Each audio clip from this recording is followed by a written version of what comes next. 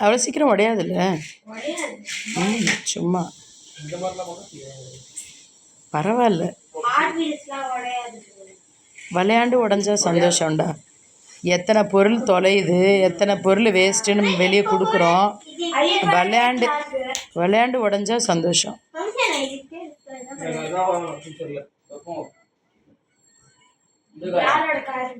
இதெல்லாமே ஒரிஜினல் கார்ஸா நிஜமா? அதான் இவங்கெல்லாம் கிரேஸாக இருக்காங்களா ஹாட் வீல்ஸ் மேலே?